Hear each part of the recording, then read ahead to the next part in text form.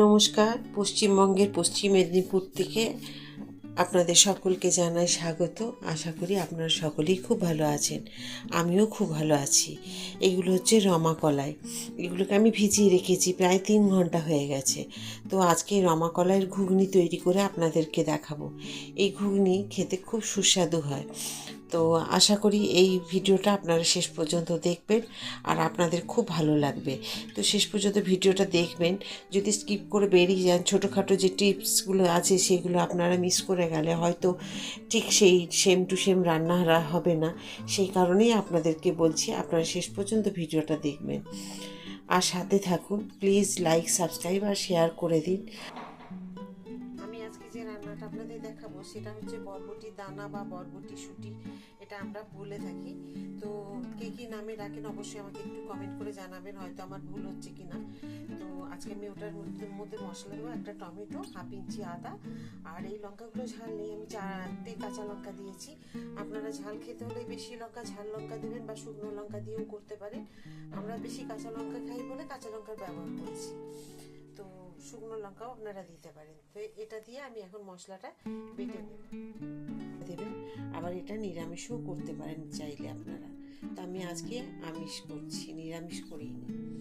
তো যাই হোক, আমি দিয়ে দিলাম এখন একটা তেজপাতা, একটা শুকনো লঙ্কা একটু দিয়ে দেবো। এবারে আমি সাদা জিরে একটুখানি দিয়ে দেবো।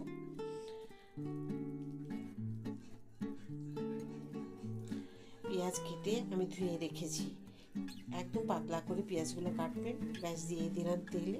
এগুলো একটুখানি হালকা লাল করে ভেজে নিতে হবে যাতে পুড়ে না যায়, কারণ পুড়ে গেলে তখন কিন্তু সেই রান্নার স্বাদটা কিন্তু খুবই বাজে হয়ে যায়। একদম মিডিয়াম টু লো ফ্লেমে এই পেঁয়াজগুলোকে ভেজে নিতে হবে। আর যদি হাই ফ্লেমে ভাজেন তাহলে সামনে দাঁড়িয়ে থেকে পেঁয়াজ ভাজতে হবে।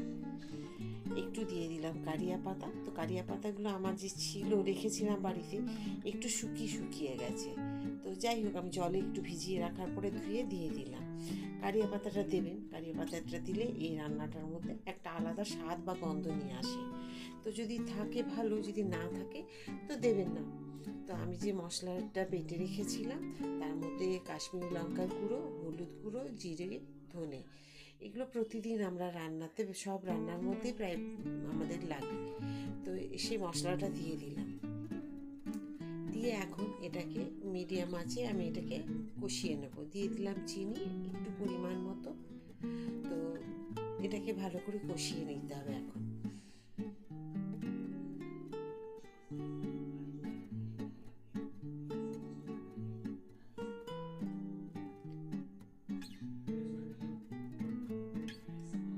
বেশ ভালো করে মিশিয়ে একটু সময় নিয়ে কষিয়ে নিতে হবে। দেখুন একটুখানি যাতে মশলাটা একটু কষানোর পরে কালারটা কি সুন্দর লাগছে দেখতে। আর এই যে সবজি না, রান্না করতেও খুব তাড়াতাড়ি হয়ে যায়, একদম অল্প সময়ের মধ্যে হয়ে যায়। খুব যে সময় লাগে তা নয়। মনে করে যদি ডালগুলোকে ভিজিয়ে রাখা যায়, তারপরে যদি আপনি মনে করেন যে করে নেবেন, তো হয়তো খুব বেশি সময় হলে 15 থেকে 20 মিনিটের মধ্যে হয়ে যাবে রান্না। আর খেতে খুব সুন্দর হয় জানেন, একবার অন্তত তৈরি করে দেখুন। আমি সেদ্ধ করে জলটা ঝরিয়ে আর রেখেছি। এর জল কিন্তু ফেলে দিইনি, আলাদা বাটিতে তুলে রেখেছি। আমি 3টে সিটি দিয়েছি, তারপরে আমি সাইডে রেখে দিয়েছিলাম স্টিমের মধ্যে। তাতে খুব ভালো সেদ্ধ হয়েছে। দেখলেন তো কীরকম হাত দিয়ে চাপ দিলে একদম ঘাটা মেখে যাচ্ছে। আর এগুলো হয় একদম পুরো মাখনের মতো। আর এই ডালগুলো প্রচুর প্রোটিন।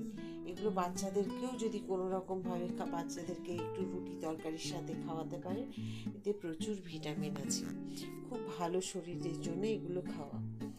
তো এইভাবে যদি করে আপনি রুটি বা পরোটা বা লুচির সাথে দেন, সবার সাথে ভালো লাগবে খেতে। ভাতেও ভালো লাগবে, গরম ভাতে যদি খাওয়া যায় তবে ভাতের থেকেও বেশি ভালো লাগবে রুটি, লুচি, পরোটা। মুড়ির সাথেও হয়তো মেখে খেতে খুব ভালো লাগবে।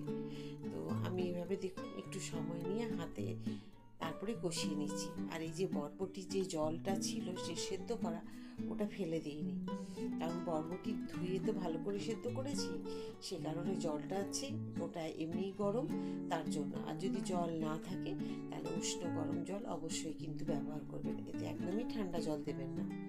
নুন মিষ্টি সমস্ত কিছু মশলা দিয়ে দেখুন আমার কষানো হয়ে গেছে। জল দিয়ে দিলাম, জলের পরিমাণটা কিন্তু ঠিক এইরকমই থাকবে, এর থেকে বেশি কিন্তু জল দেবেন না, তাহলে কিন্তু বেশি জল দিলে ভালো লাগবে না। আমি 4টে কাঁচা লঙ্কা মাঝখান দিয়ে কেটে ওপর থেকে দিয়ে দিলাম, কারণ প্রয়োজন হলে আমি ঝাল লঙ্কা মেখে খেতে পারবো। এখন শীতকালের কচি কচি ধনেপাতা একদম দিয়ে দিলাম টাটকা, সেই ধনেপাতা একটু দিয়ে দিতে খুব ভালো লাগবে গন্ধে। যদি ধনেপাতা না থাকে অবশ্যই কসুরি মেথি দেবেন, খুব ভালো লাগবে তাতে খেতে। দেখুন আমার একদম রেডি। আর কি গন্ধ যে উঠছে না, আপনাকে মানে আমি বলে বোঝাতে পারবো না। হয়তো আমি রান্নাটা করছি বলে আপনাকে বারবার বলছি কথাটা, আপনি যখন নিজেও করবেন এইভাবে রান্না, তাহলে কিন্তু বুঝতে পারবেন যে অসাধারণ লাগছে। মানে দেখতে তো অসাধারণ, আর খেতেও হবে আরও খুব সুস্বাদু। তো এইভাবেই করে নেবেন, আর দেখবেন ঘুগনি বা এর থেকে পাতলা হলে ভালো লাগবে না। তো কেমন লাগলো আজকে আপনাদের এই রমা কলাইয়ের ডালের যে ঘুগনি? আশা করি আপনারা শেষ পর্যন্ত ভিডিওটা দেখেছেন, আর আপনাদের এই ভিডিও খুব ভালোও লেগেছে এই রান্না। তো শেষ পর্যন্ত ভিডিওটি দেখার জন্য আপনাদেরকে অসংখ্য ধন্যবাদ। এইভাবেই আপনারা আমার সাথে থাকবেন সবসময়। আর আমি যে এরকম নতুন নতুন একদম সাধারণ রান্না নিয়ে আপনাদের কাছে আমি চলে আসতে পারি শুধু আপনাদের ভালোবাসাতে, কারণ আপনারা প্রচুরভাবে সত্যি কথায় আমার পাশে আছেন, লাইক করেন, সাবস্ক্রাইব করেন, মনের উৎসাহ বাড়ছে আমার তাতে। তো এইভাবেই আপনি একদম ঘরোয়া পদ্ধতিতে একদম সাধারণ রান্না নিয়ে আপনাদের কাছে আমি সব সময় চলে আসবো। তো সাথে থাকবেন আপনারা। কমেন্ট করতে একদম ভুলবেন না যে কেমন হয়েছিল এই রান্নাটা। তো চলুন আবার একটা নতুন ভিডিওতে নতুন রান্না নিয়ে আপনাদের কাছে চলে আসবো। সবাই ভালো থাকুন এই বলে শেষ করছি।